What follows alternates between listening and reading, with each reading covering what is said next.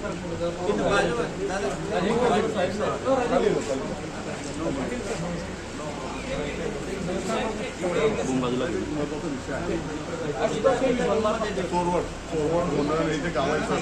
5 किलोमीटरला पाणी दिसतं सर गिरणीचं, पण आम्हाला पाणी नाही. आमची पिकं जरा लागले, प्यायला पाणी नाही.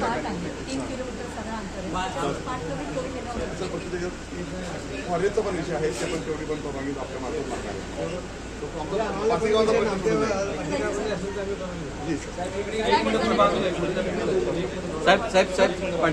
जळगाव जिल्हा दौऱ्यावर आपण आहात.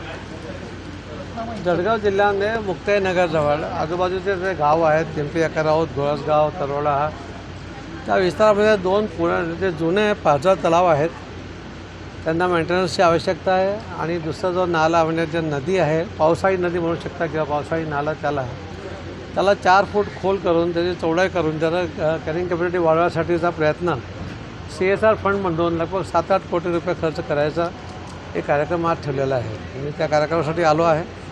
बाकी लोकांचे काही रजूआत आहे, त्याच्यावरही आम्ही आमच्या मंत्रालयामध्ये जे काही होऊ शकेल लवकरात लवकर करून घेऊ. सर, काही शेतकऱ्यांनी आता आपली भेट घेतलेली, आपल्याला निवेदन दिलं आहे. गिरणा नदीच्या पाण्याच्या संदर्भातला प्रश्न आहे, आम्ही घेऊन घेतलं आहे. आम्ही आमच्या मंत्रालयामध्ये चर्चा करू आणि जे काही योग्य होत असेल, आमच्या अधिकारमध्ये असेल ते सर्व करू. सर, औरंगजेबाच्या कबरीवरून सत्ताधारी आक्रमक झालेले आहे.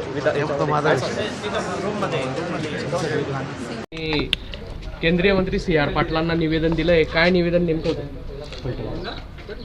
जळगाव जिल्ह्यातील पारोळा तालुक्यातील चोरवड, भोंडण, टिटवी तसंच भडगाव तालुक्यातील पडासखेडा व मैंदडे या 5 गावांमध्ये आज विहिरींनी तड गाठल्यामुळे शेतीचा पाण्याचा प्रश्न आणि पिण्याचा पाण्याचा प्रश्न मोठ्या प्रमाणावर तीव्र टंचाई निर्माण झालेली आहे. मोठ्या प्रमाणावर पाण्याचा प्रश्न तयार झालेला आहे.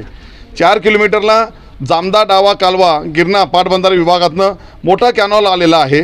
5 किलोमीटरवर पाणी समोर दिसतंय, मात्र आम्ही खाली आल्यामुळे आमच्याकडे दुर्लक्ष झाल्यामुळे, आमच्याकडे कॅनॉल नसल्यामुळे, सब कॅनॉल नसल्यामुळे आज आमचे पिकं जळून जात आहेत. आम्हाला प्यायलाही पाणी नाही आहे. तर आमची राज्य सरकारकडे ही मागणी आहे की जो गिरणा पाटबंधारे विभागाचा डावा कालवा आहे त्या कॅनॉलमधनं आम्हाला सब कॅनॉल तयार करून आम्हाला या 4-5 गावांना पिण्याच्या पाण्यासाठी आणि शेती सिंचनासाठी पाणी उपलब्ध करून द्यावं.